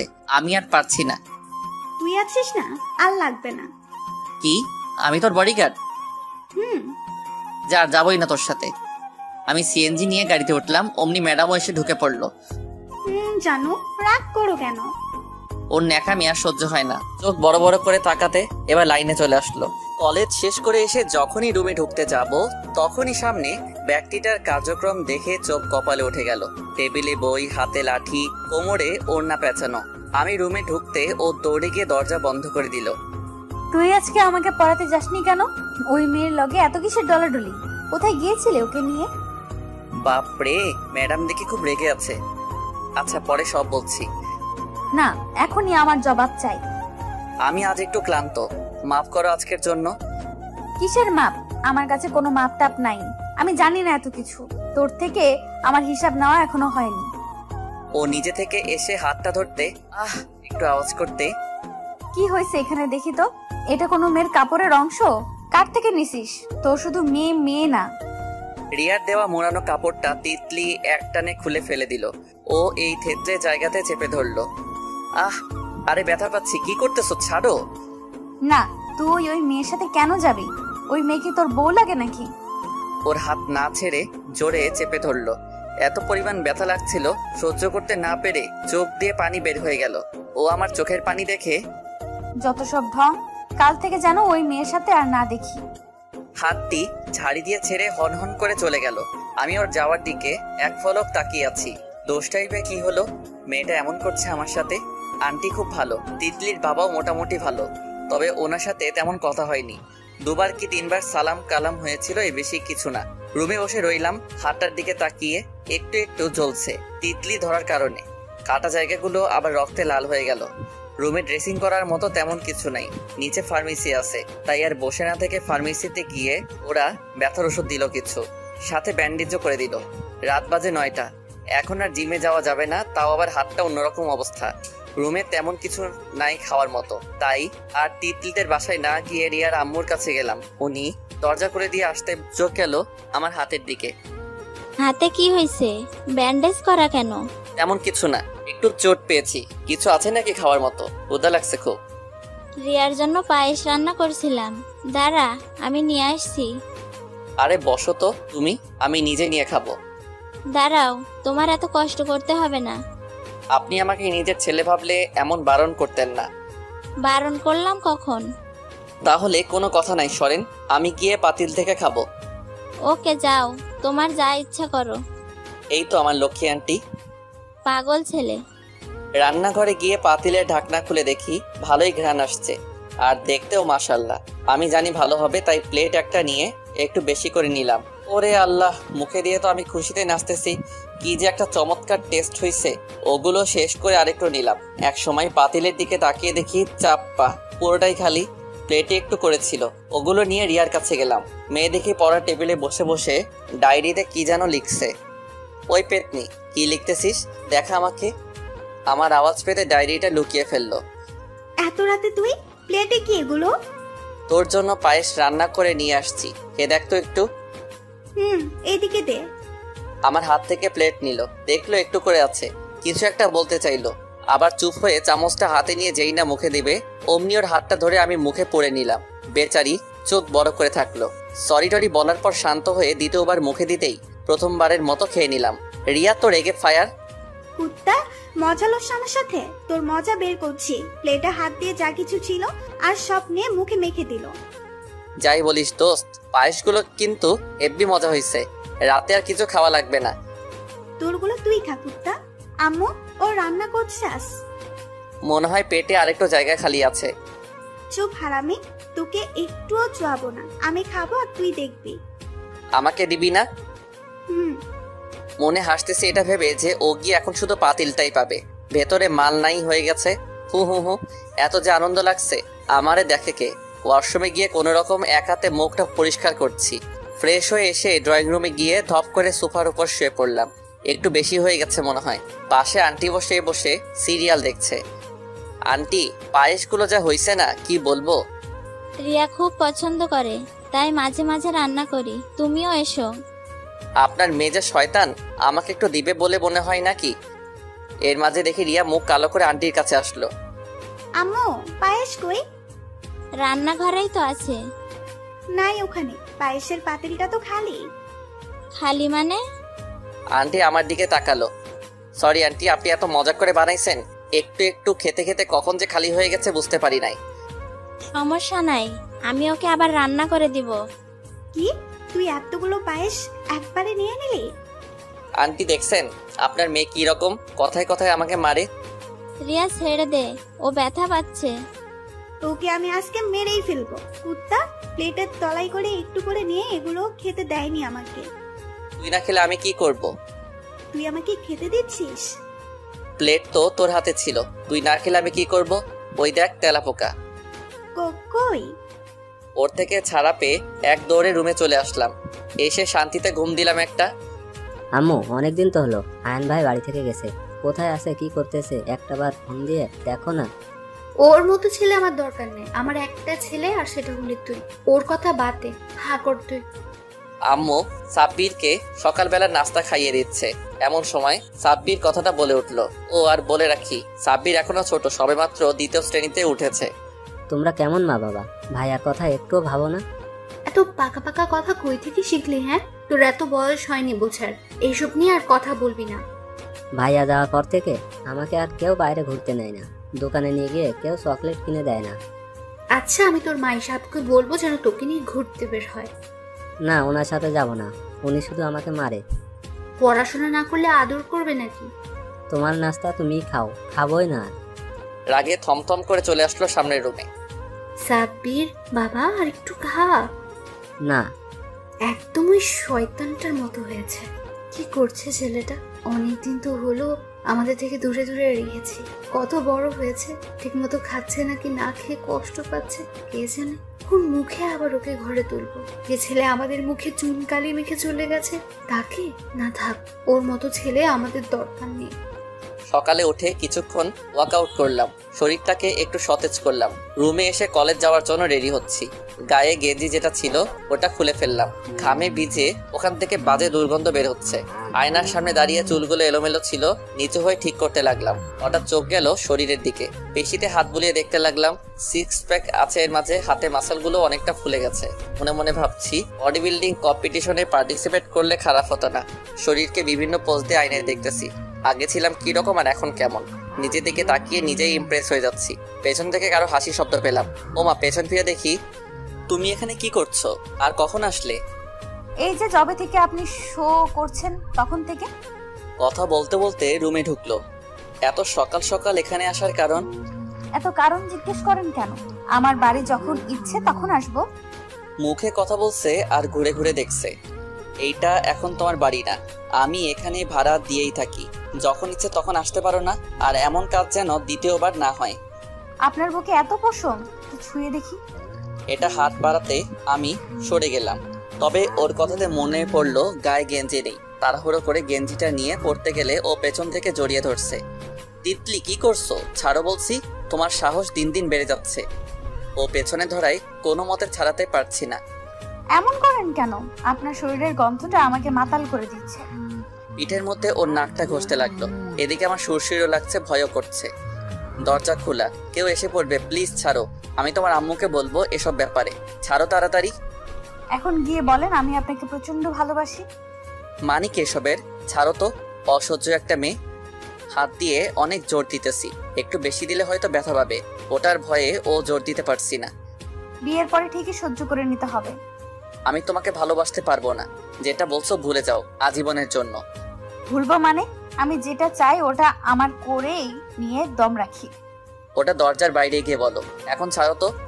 কোথাও যেতে হবে না আজ আপনাকে। ওকে জোর করে ছাড়িয়ে সজোরে একটা চড় বসিয়ে দিলাম। হাঁ করে আমার দিকে তাকিয়ে আছে। বেয়াদব মেয়ে, তার সাথে কি রকম কথা বলতে হয় জানো না? আজকের পর আমার চোখের সামনে ও আসবে না। তুই আমাকে থাপ্পড় দিলি? এখন বাইরে যাও। আমি দেখে নিব তোকে। যাও, যা দেখার পরে দেখিও। কোন বিপদে পড়লাম, আজ যদি এসব রিয়া দেখতো না, জানি আমার কি অবস্থা করতো। হ্যাংলা রোগা পাতলা দেখে আমি আসার পরও নিজের টাকা দিয়ে আমাকে জিমে পাঠাইতো। জানি না ও কি এমন দেখছে আমার থেকে, তবে ওর একটাই শর্ত, কোনো মেয়ে যেন ওর শরীর না দেখে। তাই কলেজে গেলে ও ঢিলা ঢালা শার্ট প্যান্ট পরে যেতাম, যাতে ওপর থেকে কিছু বোঝা না যায়। ওর এমন শর্তে প্রথম প্রথম বিরক্ত লাগলেও পরে ঠিক তফাৎ মনে হতো না। ও যদি কখনো জানতে পারে আমার আস্ত রাখবে না। এদিকে তিতলির কথা মনে করতে মেয়েটার হঠাৎ এমন কি হলো যে একবারে গায়ে ঢলে পড়তেছে। ধুর, পাগল একটা মেয়ে। সকাল সকাল মুডটাই নষ্ট করে দিল। কলেজে যাওয়ার জন্য রেডি হয়ে ব্যাগটা নিয়ে বের হলাম। দেরি হয়ে গেছে মনে হয়, রিয়াও নাই দেখলাম। কিছু দূর হেঁটে এরপর গাড়ি নিয়ে চলে গেলাম। কলেজে গিয়ে দেখি সবাই মিলে আড্ডা মারছে। কলেজে নোটিশ বোর্ডে দেখলাম ছেলে মেয়েদের ভিড়। আমি ওদিকে না গিয়ে রিহানের পাশে বসলাম। কি দোস্ত, নোটিশ বোর্ডে কি দিল? সবাই এমন উছলে পড়ছে কেন? আরে প্রতি বছরের ন্যায় এবার নাকি বাৎসরিক ক্রীড়া প্রতিযোগিতা হবে, সব ধরনের খেলাও থাকছে। এখন কোন খেলার দায়িত্ব কাকে দিছে আর এসব পরিচালনা করার জন্য একজনকে নির্বাচন করবে। ওসব খেলাধুলা স্যারদের নিয়ে পরিচালনা করবে। অকেজো সব কাজ কারবার। শালা, কোনোদিনও তো কিছুতেই পার্টিসিপেট করিস না, শুধু পড়াশোনা করলে হবে? ওগুলো ছোট ভাইদের জন্য, আর আমি যেটা দিব ওটাতে আমি প্রথম হব। কিসের অভিজ্ঞতা আছে বল, আমি তোকে ওটাই দিব। এখানে সব ধরনের খেলা আছে। ও কি আর পারবে কলেজ আসতে? আর যেতে জানে এটাই। সবাই হেসে উঠল ওর কথা শুনে। হেসে নে শালারা, যেদিন তোর এই ভাইকে দেখবি সেদিন বুঝবি কি করতে পারি আমি। এটা পারো তুমি। শালা, আমি কিছু করতে পারলে ওই দিন তোরে পুরো কলেজ লেংটু করে দৌড়ানি দিব। আগে করে দেখা বেটা। আরে বক বক করিস না তো তোরা। আমার পিচ্চিটারে কেউ দেখছিস কিনা বল। পিচ্চি কই থেকে আসলো? বাচ্চা টাচ্চা পালস নাকি? আরে না, তোদের ভাবির কথা বলছি। ভাবি মানে? কবে থেকে হলো বন্ধু? কোথায় পড়ে, কোন ক্লাসে? Inter first year. শালা, ওটা পিচ্ছি নাকি? ওর সামনে গিয়ে বলিস পিচ্ছি, তখন কি বলে দেখবি। বাদ দে, ভুলে বের হয়ে গেছে। আমরা তো দেখি নাই। ভাবি কি রকম? কবে দেখাবি হালা? পরে। পরে না হালা, ক্লাস শেষে দেখবো। আর সবাই ক্লাসে চল। ঠিক বলছে আয়ান। সবাই ক্লাসে ঢুকলাম। পরপর 4টা ক্লাস করে বের হলাম। সবাই গেটের সামনে দাঁড়িয়ে আছি আমাদের ভাবির জন্য। একে একে সব রমণী বের হতে লাগলো। হঠাৎ একটারে দেখলাম আমাদের দিকে আসতে। পায়ে ইয়া বড় বড় হিল পড়ছে, চুল এদিকে কিছু ফেলছে ওদিকে কিছু ফেলছে। আমাদের কাউকে পাত্তা না দিয়ে রিফাতের কাছে গেল। ওরা হালকা পাতলা কিছুক্ষণ কথা বলে আমাদের কাছে আসলো। সবার সাথে পরিচয় করায় দিল রিফাত। মেয়ে আমার দিকে তাকাচ্ছেও না, অন্য সবার সাথে কুশল বিনিময় করছে। করবে নাই বা কেন? আমার মতো কলেজে এমন ঢোলাঢালা কাপড় পরে আসলে চলে? সবাই তো স্মার্ট কিউট, আমি মনে হয় তাদের থেকে ভিন্ন, তাই পাত্তা দেয়নি।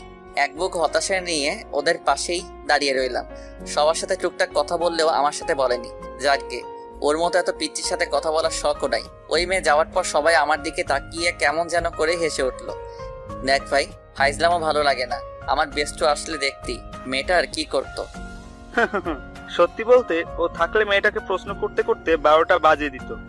ও আসে নাই, ভালো হয়েছে, না হলে আজ রিয়ানের নিশ্চিত ব্রেকআপ করিয়ে ছাড়তো। আল্লাহ বাঁচাইছে আজকের মতো। আয়ান, ও কইরে কলেজে আসে নাই যে?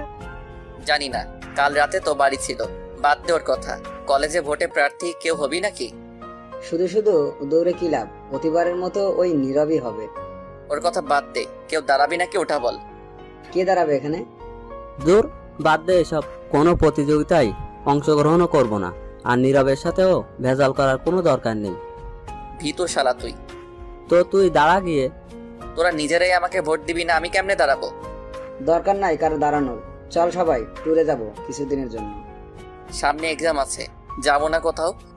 তুই শালা আর ভালো হবি না। প্রতিবারের মতো এবারেও কলেজে খেলাধুলার সব দায়িত্ব নিল নীরব ছেলেটা। সিনিয়ররা কেউ দাঁড়াতে গেলে ওর বড় ভাই এসে মাঝখানে বাম হাত ঢুকায়, তাই কেউ আর এসবের ধারে কাছেও যায় না। প্রতি বছরের মতো সব খেলা শেষে ঘোষণা হলো কাল সাঁতার প্রতিযোগিতা হবে, আর ওখানে পুরস্কার বিতরণ করবে। ওই দিন সকাল সকাল উঠে ফ্রেশ হয়ে প্রতিদিনের ন্যায় জিমে গিয়ে কিছুক্ষণ ব্যায়াম করলাম। এরপর এসে নাস্তা করলাম। রিয়া সহ কলেজে গেলাম। সবাই দেখি কলেজের বড় পুকুরটার আশেপাশে ঘিরে আছে।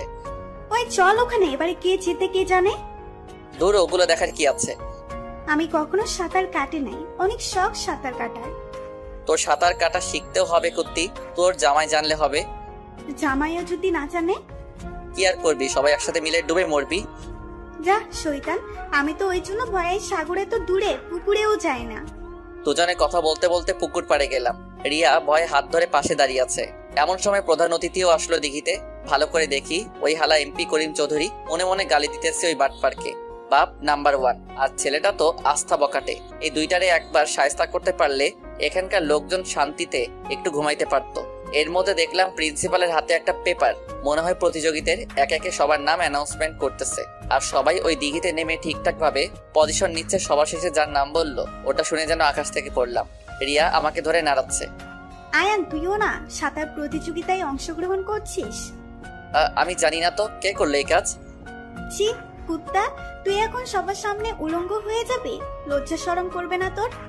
আরে কি বলতেছিস? উলঙ্গ হব মানে? তাহলে এরকম কাপড় চোপড় নিয়ে সাঁতার কাটবি নাকি? না, সবার শেষে আমার নাম বলাই সবাই আমার দিকে তাকিয়ে রইলো, কারণ আমি গেলে স্টার্ট করবে। রিহান, রাইহান, রিফাত ওরা আমার দিকে তাকিয়ে হাসতে হাসতে মাটিতে গড়াগড়ি খাচ্ছে, কারণ এই প্রথম কোনো প্রতিযোগিতায় অংশগ্রহণ করতেছি, তারও আবার নিজের অজান্তে। কিছু করার নাই, এখন যেতেই হবে। ঘাটের সামনে ওই হারামিগুলো দাঁড়িয়েছিল। এরপর রিফাত এসে যেটা করলো, পরনে প্যান্ট আর টি শার্টটা খুলে রেখে দিল, তবে ভেতরে জিপার ছিল না। হাফ প্যান্ট থাকায় তেমন একটা লজ্জা লাগেনি। মনে ভরপুর সাহস নিয়ে আমিও গিয়ে পজিশন নিলাম। প্রতিযোগীও প্রায় 10-15 জনের মতো আছে। এমন সময় এমপি যেটা অ্যানাউন্সমেন্ট করলো, যে সাঁতার প্রতিযোগিতায় প্রথম হবে তাকে 50,000 টাকা উপহার দিবে। এটা শুনে সবাই খুশি হলেও আমার কোনো ফিলিংস হচ্ছে না। ওদিকে রিয়া রাগে ফুসফুস করছে, গালগুলো টমেটোর মতো লাল হয়ে গেছে। বেচারি পরে আমার কি হাল করে আল্লাহ ভালো জানে। এদিকে প্রথম হুইসেলে সবাই রেডি হলো, দ্বিতীয় হুইসেল দিতে সবাই ঝাঁপিয়ে পড়লো। দিঘিও ভীষণ লম্বা, সবাই হাত দিচ্ছে। আমি সবার প্রথমে না হলেও সবার মাঝে আছি। পূর্বের অভিজ্ঞতা থাকায় আমার তেমন সমস্যা হচ্ছে না। প্রতিবারের ন্যায় যে প্রথম হয় তার সমান দূরত্বে আমিও। এমন টান টান উত্তেজনায় সবাই হই হুল্লোড় যেন আরো বেড়ে গেল। নির্দিষ্ট সীমানার কাছাকাছি দুজন, সবাই পেছনে থাকলেও একজন আমার পিছনে ছিল। সেও ওই প্রথম জনের দলের অল্প কিছু যেতে ওই ছেলে আমার পা টেনে ধরছিল। প্রথমে ছাড়তে না চাইলেও পায়ের ঝাড়ি খেয়ে ছাড়তে বাধ্য হলো। আমি নিজের সর্বোচ্চ শক্তি এবার প্রয়োগ করলাম। ঠিক ওই ছেলে আগেই পৌঁছে গেলাম। ঘাটে চিত হয়ে শুয়ে আছি, অনেক ক্লান্ত লাগছে, আর অনেকদিন পরে সাঁতার কাটছি। দ্বিতীয়ত দিঘিটা বড়, আমার অবস্থা একেবারে কাহিল হয়ে গেল। এর মধ্যে হারামিগুলো এসে একটানে তুলে ফেললো। সবাই একসাথে জড়িয়ে নাচানাচি করতে কখন যে মাটি থেকে আমাকে উপরে তুলে ফেললো বুঝতে পারিনি। কিছু সময় পর আবার অ্যানাউন্সমেন্ট করলো স্টেজে যেতে। গায়ে গেঞ্জিটাও ছিল না, ওপারে আমার কাপড়গুলো ছিল। এই হারামিগুলো না নাই ওদিকে যেতে কিছু মেয়ে সামনে পড়লো। একজন আমার দিকে তাকিয়ে উচ্চস্বরে বলে উঠলো, ওয়াও, কি বডি! একজন সামনে এসে পথ আটকে দাঁড়ায়। কোথায় ছিলেন এতদিন? কলেজে নতুন নাকি? মেয়েটার কথা শুনে কি বলবো, মুখের ভাষা হারিয়ে ফেলছি। 2 বছর হয়েছে এই কলেজে আসছি, আর মেয়ে আমাকে বলে কিনা আমি নতুন নাকি। সামনে থেকে সরেন, আমার যেতে হবে। কই যান? দাঁড়ান, আপনার নাম কি? কোন ক্লাসে বলে যান। আমি এক মুহূর্ত না দাঁড়িয়ে দৌড়ে কাপড়গুলো ওই জায়গা থেকে নিয়ে কলেজের ওয়াশরুমে চলে গেলাম। কাপড় পাল্টে বের হতে দেখি সবাই স্টেজের সামনে আসলো। আমিও গিয়ে ওদের সাথে যোগ দিলাম। অল্প কিছুক্ষণের মধ্যে আমার নাম ডাকা হলে আমি স্টেজে উঠলাম। এমপি টাকার খামটি আমার হাতে তুলে দিল। নিচে নেমে আসতে আমার হাত ছো মেরে টাকাগুলো রিয়া নিল। এদিকে, ওই তুই একলা সব নিবি? সব তো আমরা করছি। আমার পাওনা এটা, তাই আমি নিচ্ছি। যা বলার ওই হারামিকে বল। কিরে ভাই, তুই প্রথম হলি আর টাকা ও নিল কেন? প্রতিযোগিতায় তো আমরা নামাইছি তোকে। আমি জানি না ভাই ও কেন নিছে, আর কিসের বা পাও না।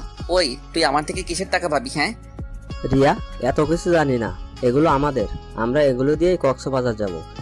কেউ যদি এই টাকার জন্য আমার গায়ে হাত লাগাস, সোজা কবরে পাঠাই দিব। আমি আস্তে আস্তে রিয়ার দিকে গেলাম। গিয়ে যেই না কামটা ধরবো অমনি দিল এক চর। তোকে তো আমি সুযোগে পাই, আমার কথার ভর খেলাপের সাজা তোকে পেতেই হবে। আমি নিজে থেকে গেছি নাকি? যা বলার ওদের বল। তুই তো কুত্তা সাধু কিছু করস খালি। যেটা সত্যি সেটাই তো বললাম। তোর সত্যির গুষ্টি কিলাই বেহাইয়া, সামনেও আসবি না আমার। সবাই রিয়া আর আমার ঝগড়া দেখে দেখে মজা নিচ্ছে, আর এই পাগলির কখন যে কি হয় তা বুঝে উঠতে পারি না। নীরব দেখে আমাদের দিকে আসতে লাগলো। সাথে ও চামচাটা আছে রাহাত। আমাদের কাছে এসে, বাহ, তুই দেখি ভালো সাঁতারও জানোস। ধন্যবাদ। তবে আমার বন্ধুকে অসম্মান করা ঠিক হয়নি। রাহাত প্রতি বছর সাঁতারে প্রথম হলেও এবার আমার জন্য হতে পারিনি, আর এখন আসছে বিষ ছাড়তে। কোনটা ঠিক কোনটা বেঠিক সেটা বোঝার ক্ষমতা আমার আছে। পুকুরের ওপরে আসিস, ওপরেই থাক। সাঁতার কাটতে নামলে কখন যে নিচে তলিয়ে যাবি এরও পাবি না। আমি সেসব হুমকিতে ভয় করি মা। তুই ইচ্ছে হলে পুকুরে না, সাগরে সাঁতারে কাটাতেও প্রস্তুত। ভালো পাক না গজাইছে দেখি তোর। আর নীরব, চল, ভাই তাড়াতাড়ি যেতে বলেছে। তোকে পরে দেখবো। তুই ওই সেক্সি বান্ধবীকে দেখে রাখিস। না জানি কখন কি হয়ে যায়। কুত্তা, ওর দিকে নজর দিলে চোখ উপড়ে ফেলবো। আমি ওর দিকে এগিয়ে যেতে আমার বন্ধুরা আমাকে পেছন থেকে ধরে ফেললো। মনে রাখিস কথাটা। নীরব হুমকি দিয়ে চলে গেল। রিয়া ওর কথা শুনে কিছুটা ভয়ে হতভম্ব হয়ে আছে। আমি ওর দিকে তাকাতেই দেখলাম ওর মুখে ভয়ের ছাপ। আমি এগিয়ে গিয়ে ওর পাশে বসলাম। কি হয়েছে? কই কিছু না। মিথ্যা বলিস আজকাল। কি মিথ্যা বলছি? তুই নীরবের হুমকিতে ভয় পাচ্ছিস নাকি? না না মানে তুই জানিস না ও কিরকম। দিন দুপুরে কোনো মেয়েকে উঠিয়ে নিলেও কেউ কিছু বলে না ওকে। তুই আমার জন্য শুধু শুধু বিপদে পড়িস। আমরা দূরে থাকলে মনে হয় ভালো হবে। আমি তোর বিন্দু পরিমাণ ক্ষতি সহ্য করতে পারবো না। তোকে আমার চিন্তা করতে হবে না। ও আমার পাও বাঁকা করতে পারবে না। ওই মুটকি, আমরা থাকতে তোর কেউ পশমও ছিঁড়তে পারবে না, তুই নিশ্চিন্তে থাক। এরপরও কি বেশি তেরিবেরি করলে ওর ওপারের টিকিট কেটে দিব, কেউ টেরও পাবে না। শোন, আমি যতক্ষণ আছি তোর কোনো কিছু নিয়ে ভাবতে হবে না। এখন ভালো মেয়ের মতো যদি টাকাগুলো দিতি। এটা বলে ব্যাগ হাত দিতে অমনি দিল এক ছাড়ি। ছাড় কুত্তা, ওদিকে আর নজর দিবি না। আমার ব্যাগে ঢুকছে মানে আমার। বোন, আমাদের কিছু দে। আর এত টাকা দিয়ে কি করবি তুই? শপিং করবো এগুলা দিয়ে। কলেজ শেষে বাড়ি যাওয়ার সময় হঠাৎ দূরে কিছু একটা দেখে চোখ আটকে গেল। সাথে রিয়াও আছে। হয়তো ও খেয়াল করেছে ব্যাপারটা। না জানার ভান করে এবার প্রশ্ন করতে লাগলো, কি দেখছিস ওদিকে? কিছু না, কি দেখবো আর? তো গাড়ি না ডেকে হাবার মতো দাঁড়িয়ে আছিস যে? প্রতিদিন আর রিক্সায় ভালো লাগে না, আজ হেঁটে যাবো চল। কুত্তা, আমি 2-3 কিলোমিটার হাঁটলে আমাকে খুঁজে পাওয়া যাবে নাকি? গাড়ি ডাক। কিছু হবে না, আমি আছি না, চল হেঁটে হেঁটে যাবো। না, আমি হাঁটতে পারি না। তোর ইচ্ছে হলে তুই যা। তোকে কুত্তি আজ হেঁটেই যেতে হবে, চল। তুই যা, আমি পারবো না হাঁটতে। যাবি না? না। তুই থাক, আমি গেলাম। এটা বলে হাঁটা ধরলাম। তবে শেষবারের মতো ট্রাই করে দেখি। নীরবের কথাটা ভুলে গেলি নাকি? কি আর করা, পরে কিছু হলে আমি দায়ী না। কথাটা বলে পেছনে আর তাকালাম না, সোজা হাঁটা ধরছি। কিছু দূর যেতেই পাগলি হাঁপাতে হাঁপাতে সামনে এসে দাঁড়ালো। তুই আমাকে ফেলে রেখে এভাবে আসতে পারলি? আসলাম। এটা বলে আবার হাঁটা ধরলাম। আয়ান, আমি পাচ্ছি না, পা ব্যথা করছে। কার কথা কে শুনে? আমি নিজের মতো হাঁটছি। পেছন থেকে ডাকছে, আমি না শোনার ভান করে নিজের মতো করে হাঁটছি। ও কি করবে আর ভেবে না পেয়ে রিক্সা নিল। মামা, ওই যে ছেলে একটা সাইমন হারছে, ওর কাছে নিয়ে যান, উনি সহজ যাবে। বসেন আপা, উনি কে হয় আপনার? আমার জামাই রাগ করছে আমার সাথে। ও, আপনার ভাবিও মাঝে মাঝে এমন করে আমার সাথে। তবে ও সব রাগ পাগলামি সবকিছু আমার ভালো লাগে। বেশি ভালোবাসেন মনে হয় ভাবিকে। নিজে থেকেও বেশি ভালোবাসি। হঠাৎ খেয়াল করলাম একটা রিক্সা এসে আমার পাশে দাঁড়ালো। ভাই, ভাবির সাথে আর রাগ কইতে থাকেন না, গাড়িতে ওঠেন। ভাবি কোত্থেকে আসলো ভাই? আর আপনি কাকে বলছেন? হুট যখন নামালো, ভেতরে দেখলাম পেতনিটা বসে আছে। এত সুন্দর বউ থাকতে আপনি অস্বীকার করছেন? সে ভাই। চুপ করেন ভাই, কি বলছেন আবোল তাবোল? বেশি কথা না বলে গাড়িতে ওঠ শয়তান। না, তুই যা। উঠবি না? না। আমি একটু সামনে যেতে রিয়া গাড়ি থেকে এক প্রকার হাতটা টেনে ধরলো। কুত্তা, না উঠলে কই যাবি? তাড়াতাড়ি ওঠ, না হলে বিপদ আছে তোর। আরে ছাড়, মানুষ কি বলবে এরকম করলে? যা ইচ্ছা ভাবো, ওঠ তুই। ওর জোড়াজড়িতে গাড়িতে উঠে বসলাম। বসার সাথে সাথে ডান হাতটা শক্ত করে জড়িয়ে ধরলো। মামা, শপিং মলে নিয়ে যান। ওকে আপা। হাতটা ছাড়, কোথাও যাচ্ছি না। তুই পালিয়ে যাবি আমি জানি, তোর ভরসা নাই। আচ্ছা, তোর কসম, যাবো না কোথাও, ছাড় এবার। শুধু শুধু এমন করিস কেন? একটু হাত ধরছি, বেশি কিছু তো আর ধরিনি। বেশি কিছু কি করতি? ওই যে। চোখ বড় বড় করে ওর দিকে তাকালাম। সব তো আমারই, আজ হোক কাল হোক সবকিছুর মালিক হবো আমি। চোখ বড় করার কি হলো? কি বললি তুই? আপা, এসে গেছি শপিং মলে। ও, রিক্সা ভাড়াটা দে তো। নেন মামা। মানি ব্যাগটা বের করে ভাড়া চুকিয়ে দুজন ভেতরে ঢুকলাম। ও কাপড় দেখতেছে। তুইও দেখ তোর জন্য কিছু। না, আমার সব আছে, তুই নে। আচ্ছা, আমি একটু ওয়াশরুমে যাব, তুই দেখ। ওকে। আমি ওয়াশরুমে ঢুকে ফ্রেশ হয়ে বের হলাম। আর আয়নায় নিজের চুল সবকিছু দেখে রিয়ার কাছে আসতেছি। এমন সময় যা দেখলাম, সামনে আর পা চলছে না, অটোমেটিক বন্ধ হয়ে গেল। চুপ করে দেখতেছি রিয়া ছেলে একটাকে জড়িয়ে ধরছে। এসব দেখে বুকটা কেমন যেন করে উঠলো।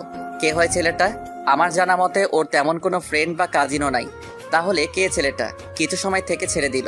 এরপর ওরা একসাথে দোকানের ভেতরে ঢুকলো। এসব দেখে বুকটা কেমন যেন করে উঠলো। ও তো আমার ফ্রেন্ড, জাস্ট ফ্রেন্ড। ও অন্য ছেলেকে জড়িয়ে ধরলে আমারই বাকি। হাত পা যেন নড়াচড়া বন্ধ করে দিয়েছে। ওখানটায় দাঁড়িয়ে ভাবনার জগতে পাড়ি দিলাম, কে হয় ছেলেটা? আমার জানা মতে ওর তেমন কোনো ফ্রেন্ড বা কাজিনও নাই। তাহলে কে ছেলেটা? ভাবছি এসব দেখার চেয়ে চলে যাওয়াই মনে হয় ভালো। চলে যাওয়ার জন্য পা ফেলতেই আবার ভাবছি ওকে একা রেখে যাওয়া কি ঠিক হবে? 6-9 ভাবতে ভাবতে ওদের সামনে চলে গেলাম। গলার আওয়াজ শুনে হকচকিয়ে উঠে দাঁড়ালো। এত সময় লাগে নাকি ওয়াশরুমে? আমার তো মনে হচ্ছে ওখানে পড়ে পড়ে ঘুমাচ্ছিলি। ওটা ঘুমানোর জায়গা নাকি? কি সব আবল তাবল বলিস? তাহলে কি করছিলি এত সময় ধরে? জানি না, তোর হলে চল, বেকার এদিক ওদিক ঘোরার সময় নাই। ওর কথাগুলো শুনে এখন কেমন যেন ন্যাকামো মনে হচ্ছে। বেকার কই, শপিং করছি, এটাও তো একটা কাজ। আমার মনে হচ্ছে ফালতু সময় নষ্ট করছি, তাছাড়া আর কিছুই না। তোর বেশি সময় লাগলে তুই থাক, আমি যাচ্ছি। আরে থাম, আমিও চলে যাব তোর সাথে। রিয়া এত তাড়াহুড়ো দেখে ছেলেটা চুপচাপ দাঁড়িয়ে আছে। আমার সাথে চলে আসার কথা শুনে একটু নড়ে চড়ে উঠলো। রিয়া চলে যাবে মানে? তোমার তো এখনো শপিংই শেষ হয়নি। আজকে আর করব না। রিয়া ছেলেটাকে কই পরিচয় করে দিচ্ছিস না যে? আমার কথা শুনে রিয়া আমতা আমতা করে বলল, আয়ান ও হচ্ছে আমার বয়ফ্রেন্ড রাফি, আর রাফি ও হচ্ছে আমার ফ্রেন্ড আয়ান। ওর মুখ থেকে বয়ফ্রেন্ড কথাটা শুনে মাথার উপর আকাশ ভেঙে পড়লো। কোনো মেয়ের দিকে আজ পর্যন্ত চোখ তুলে তাকায়নি শুধু ওর জন্য, আর ও আমাকে সহজে বলে দিল ওটা তার বয়ফ্রেন্ড। মনটা ভীষণভাবে ভেঙে পড়তেছে। ওর কথাটা মেনে নিতে পারছি না, আর কোন মুখে বা বাধা দিব। তাই ভাবলাম এখান থেকে আমার সরে যাওয়াটাই হচ্ছে বেটার অপশন। রিয়া হয়তো বুঝেও না বোঝার মতো করে আছে, চোখ দিয়ে মনে হয় এখনই অশ্রু বের করবে। কেমন আছেন ভাই? হাত বাড়িয়ে হ্যান্ডশেক করলাম। আলহামদুলিল্লাহ ভালো, আপনি? ওর সাথে আরো 2-4টে কথা বলে, রিয়া তোরা থাক, আমার একটা জরুরি কাজ পড়ে গেছে। ওই শোন, কি কাজ বলে যা। পরে বলবনি। এক মুহূর্ত দেরি না করে চলে আসলাম ওখান থেকে। ওদেরও তো একটু প্রাইভেসি দরকার। আমি ওখানে থেকে কাবাবের মধ্যে হাড্ডি হয়ে থাকতে চাইনি, তবে আবার আন্দাজ যে সত্যি হবে তা কল্পনাও করিনি। আজ 2 বছরের মধ্যে এমন কোনো দিন নাই যে ও কি করছে ওটা বলেনি। তাহলে ও আমার থেকে হঠাৎ এসব লুকালো বা কেন? আমি তো আর ওকে বাধা দিতাম না। মনকে কোনোভাবে বোঝাতে পারছি না ও আমার সাথে মিথ্যা বললো কেন। এসব ভাবতেছি, কখন যে চোখ দিয়ে পানি বের হয়ে গেল বুঝতে পারিনি। আমার মন না বললে ও চোখ বলে দিচ্ছে ওকে কতটা ভালোবাসি। রাতে সিঁড়ি বেয়ে ছাদে উঠলাম। চাঁদ ওঠার কারণে বাইরের আকাশ বেশ পরিষ্কার, পিনপিন বাতাস হচ্ছে। সামনে এগিয়ে দেখলাম একটা দোলনা রাখা আছে, ওটাতে হেলান দিয়ে বসলাম। এক নজরে ওই চাঁদের দিকে তাকিয়ে আছি। জীবনে যাকে একটু কাছে পেতে চাই, আপন ভাবি, তারাই আমাকে বেশ ঠকিয়েছে। বাবা মা, ছোট ভাই, দাদি, চাচা, চাচি সবাই মিলে বেশ সুখী ছিলাম। ঘরের বড় ছেলে হওয়ায় সবাই আদর একটু বেশি করত। বড় হয়ে যাওয়ার কারণে কিছুটা আদর কমে আসলো। দাদি এক মুহূর্ত আমাকে না দেখলে সারা বাড়ি মাখিয়ে তুলতো। সারাদিন স্কুল খেলাধুলা মেতে থাকতাম। এরপরে আস্তে আস্তে কলেজ শেষ করলাম।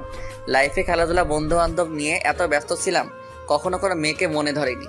কলেজে লাইফ শেষ করে ভার্সিটি আসতেই পরিবার বিয়ের জন্য প্রেশার দিচ্ছে।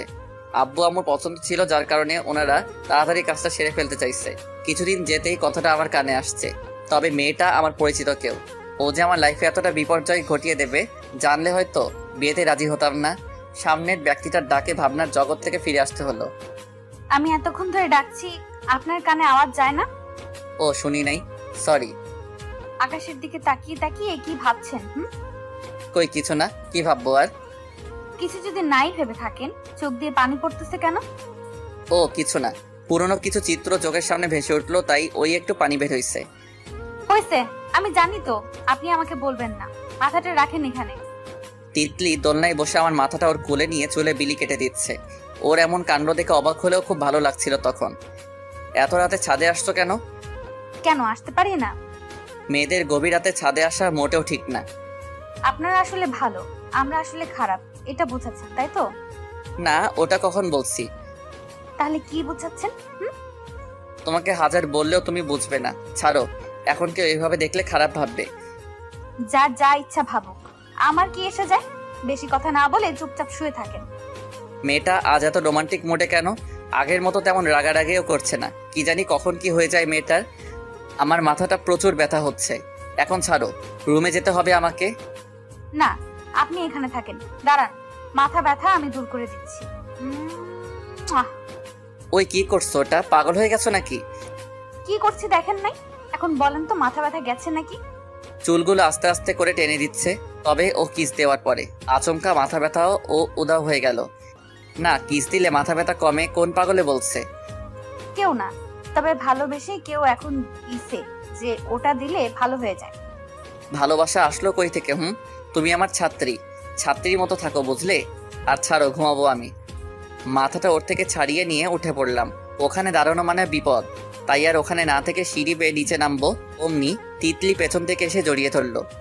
তিতলি, তোমাকে একটু আগেও বলছি আমি তোমার স্যার, আর তুমি যেটা চাইছো ওটা কখনো সম্ভব না। অসম্ভবকে সম্ভব করাই আমার কাজ, আপনি টেনশন করিয়েন না। এখন একটু সামনে ফিরুন না, আপনার বুকে একটু মাথা রাখতে চাই। অসম্ভব? তোমাকে আমি আগেও বলছি এমন হুটহাট এসব আচরণ না করতে। এবারে লাস্ট ওয়ার্নিং। জোর করে হাত ছাড়িয়ে নিচে চলে আসলাম। রুমে এসে শুয়ে পড়লাম। তিতলির সাথে একটু থাকতে মনটা হালকা ফ্রেশ হলো। রিয়ার চিন্তা বাধা থেকে তখন চলে গিয়েছিল। রুমে শুয়ে শুয়ে ফেসবুকিং করছে এমন সময় একটা বাইক চোখে পড়লো। একটু টেনে টুনে দেখলাম, ভালোই লাগলো। অনেকদিন হয়েছে বাইক টাইক চালাই না। বাড়ি থেকে আসার পর কারো বাইক ধরেও দেখিনি, তাই মনে মনে ভাবলাম কাল গিয়েই বাইকটা নিয়ে নিব। মোবাইল পাশে রেখে যেই না ঘুমাতে যাব, অমনি দরজায় টোকা পড়লো। এক প্রকার বিরক্তি ভাব নিয়ে দরজা খুলে দেখি রিয়া। তৎক্ষণাৎ সন্ধ্যার কথা মনে পড়তেই মুখের উপর দরজা বন্ধ করে দিলাম। ওদিক থেকে রিয়া চিল্লাতে লাগলো, আয়ান দরজা খোল, কথা আছে তোর সাথে। শালি এতক্ষণে আসছে ন্যাকামো করতে, ওর এই রুমে আসার প্রয়োজন নাই, তাই ওখানেই আটকে রাখলাম। রাগ করছিস নাকি আমার উপর? দরজাটা একবার খোল, আমি তোকে সব বলছি।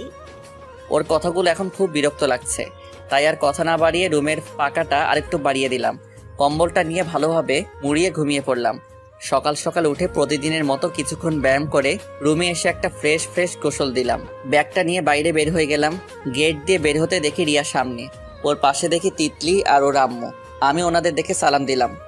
সালামু আলাইকুম। ওয়ালাইকুম আসসালাম, কেমন আছো? এই তো আন্টি, আলহামদুলিল্লাহ ভালো। আপনি কেমন আছেন? আজ একটু অসুস্থ, এরপরও সকাল সকাল মেয়েটা ডেকেই তুলে ফেললো। বলো তো কেমনটা লাগে? কি দরকার হয় আমাকে বললেই তো হতো, আপনাকে কষ্ট দিতে গেল কেন? আমি ওকে সে কখন থেকে বোঝাচ্ছি, সে বুঝতেই চাইছে না। আমি আছি এখন, আমাকে বলেন কি করতে হবে। ওনাকে আগের ওই কলেজে আর যাবে না, তাই তোমার আঙ্কেল ওকে তোমাদের ওখানে ভর্তি করিয়ে দিয়েছে। তুমি ওর সাথে এখন একটু কলেজে গেলে ভালো হবে। ওর বাবা রাতে কথা বলেছে প্রিন্সিপালের সাথে, ছোটখাটো যদি কিছু সমস্যা হয় তার জন্য তোমাকে বলছি। ও, মনে মনে ভাবতেছি তিতলিকে যদি সাথে নিয়ে যাই রিয়া কি মনে করবে। ওর আম্মু তো বলছে ওকেও নিয়ে যেতে। এদিকে রাতে ভাবছি আজকে গাড়ি নিব। কোন দিকে যাব? দুজনের একজনকেও পেলে যাওয়া যাবে না। কি ভাবছো আয়ান? কিছু না আন্টি, আপনি যান, রেস্ট করেন একটু, আমি দেখছি। ধন্যবাদ বাবা, আমি গেলাম। আমার মেয়েটাকে একটু দেখে রেখো। এই বাড়িটা যত দ্রুত ত্যাগ করতে হবে, না হলে এখানে এই দুটোর জ্বালায় থাকা মুশকিল হয়ে যাবে। আজ থেকে তো আরো দুজনের বডিগার্ড হয়ে গেলাম মনে হয়। স্যার কি হলো? কিছু না। রিয়ার দিকে তাকিয়ে দেখি ওর আগে ফুলতেছে। কালকের প্রতিশোধ আজকেই তুলতে হবে, এটাই মোক্ষম সুযোগ। তো এইভাবে মূর্তির মতো দাঁড়িয়ে থাকবো নাকি? আরে না, একটু দাঁড়া, ওই তো গাড়ি আসছে, চলো। আমরা সিএনজি করে যাব? তো তোমার জন্য ঘোড়ার গাড়ি আনবো নাকি? চাইলে আনতে পারেন, কোনোদিন চড়িনিও তো, অনেক শখ। শখের গোষ্ঠী কিলাই, গাড়িতে উঠো, দেরি হয়ে যাচ্ছে। আমি সিএনজিতে বসতে পারি না, প্লিজ অন্য কিছু দেখেন। থাকো তুমি, আমি যাচ্ছি। আমি সিএনজিতে উঠে বসলাম। আমার দেখা দেখি না পারতে তিতলিও পাশে এসে বসলো। রিয়া গাড়িতে না উঠে মূর্তির মতো ওখানটায় দাঁড়িয়ে আছে। কেউ যেতে চাইলে সাথে আসতে পারেন। এটা শুনে রাগে ফায়ার হয়ে আমাকে ঠেলে গাড়ি সাইডে বসলো। আপু, আপনি এত জায়গা থাকতে ওদিকে গেলেন কেন? আমার পাশে তো বসতে পারতেন। আমার মধ্যখানে বসতে অসুবিধা হয় তাই। ও, তোমরা দুজন ভেতরে বসো, আমি সামনে যাচ্ছি, গরম লাগতেছে আমার। না, আপনি এখানে বসেন, আঙ্কেল গাড়ি স্টার্ট করেন। তিতলি বাম হাত জড়িয়ে ধরে আমার দিকে চেপে বসলো। তিতলি, তুমি একটু সাইডে গিয়ে বসো, আমার গরম লাগতেছে, ছাড়ো। চুপচাপ বসেন তো, বেশি কথা বললে কুলে উঠে বসবো। তিতলি বাম হাত জড়িয়ে ধরে কাঁধে মাথাটা রাখলো।